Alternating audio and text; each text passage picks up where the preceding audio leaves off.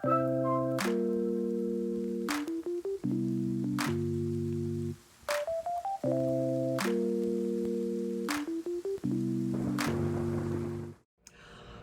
everybody, this is Sherry. I'm in my backyard here in Cape Coral, Florida, and I'm in southwest part of Florida. You know, we're coming into that thankful time of the year. We're thankful every day, but we like to celebrate with Thanksgiving, and then we'll be coming into the Christmas holidays for those who celebrate. And there's a lot we really need to talk about when it comes to my container gardens and plants. Now, I really haven't researched this subject a lot myself. I don't have puppies or dogs, and they tend to chew a little bit more than our cats will. My kittens and my cats chew more and want to go after furniture, toys, and all that versus plants. So I'm fortunate that way, but I wanted to warn everybody because your fur babies can be in danger for some of the plants you select for the holidays. Now right here I've got right by my little Santa that my sister gifted me. This is a beautiful cycladum plant. Now you would think this would be a innocuous little plant, beautiful variegated type of leaves, beautiful blooms. Of course I picked out red for the holidays. And then I started researching. They're toxic. They're one of the most highly toxic plants there are for fur babies. And if you bring in these plants, and if you plant these in your container gardens, you're going to either have to put them up high where your babies can't reach them and chew on them, or you might want to choose other plants that aren't so risky to your animals. Now here I have a beautiful poinsettia plant. Poinsettias are so interesting. You know, this is the bloom part. It hasn't really bloomed yet on the flower up here, but the leaves are actually turned red, even though they start out green.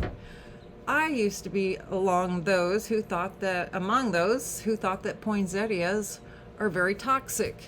And in fact, poinsettias are mildly toxic compared to this smaller cycladum. These are much more toxic than the poinsettias. What happens is that if you break off a leaf or a stem on a poinsettia, they have a milky, waxy substance similar to milkweed, and that type of a plant that can cause some people rash. Now, if pets induce them, it can cause vomiting, diarrhea, and all the things. If that happens, I would suggest you take your fur baby to the vet just to make sure, because you know how it is. The articles that are written out there, everything's different, and we're all going to have different reactions. So here's just 17 plants that are poisonous to pets. It just blows your mind. Lilies. Gosh, you know, I never thought about growing lilies. I had daylilies in the Midwest to the point where you had to transplant them. They were so thick. Lilies. For those of you who are living in different states like Colorado or California, you might be growing your own cannabis plants, marijuana. Those are poisonous to your pets. They can cause severe damage to the central nervous system, vomiting, diarrhea, drooling, increased heart rate, put your plants and your fur babies in danger. Sago palm. Of course, we got lots of palm trees down here, and I wouldn't think of eating them, but you know, dogs and cats, sometimes they just like to chew. Tulips, narcissus bulbs. Now, that's a great flower that we like to grow in the Midwest. It's so much fun watching them sprout out in the springtime. But watch out for those bulbs because they contain substance that can cause intense gastro or stomach type disorders.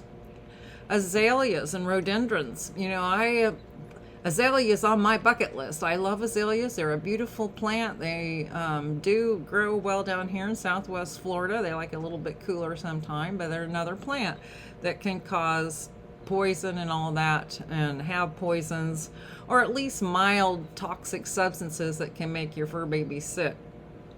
Oleander, castor bean, cyclamen, that's the one I just told you about.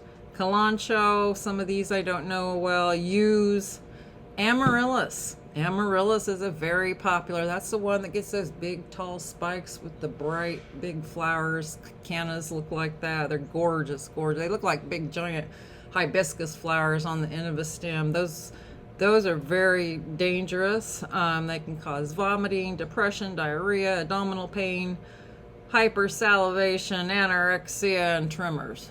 Who wants any of that for their fur babies? Nobody! Chrysanthemum. I bet you didn't know all those mums you're planting this fall and watching bloom are dangerous to your fur babies, did you? Mm-hmm. There's another one. The same kind of symptoms, guys. They all have the same kind of symptoms. Clearly your dog and cat could get sick if they chew on these type of plants. English ivy, that's another one that's common that you see growing along sides of the house sometimes. Peace lilies, very common around Easter. Pothos, Schefflera. So these are some of the different plants, you guys. Keep your fur baby safe. Remember, my kitties, they never were after plants, but oh, they love the tinsel in your Christmas tree. Watch out for your fur babies, guys. Keep them safe. Be thankful this holiday season. I'm thankful for you. I love and appreciate you. Have a wonderful gardening week. Wow, wasn't that a lot of fun? You know, you can find even more tips like these over at my blog at mycontainergardens.com. I post new content there every week as well. It's fun to take this journey with you guys. I hope that you'll sign up for my free newsletter. Make sure you subscribe to my channel. Follow me on Facebook at Sherry Lingenfelder, and we'll be talking soon. Have a great gardening week. Bye.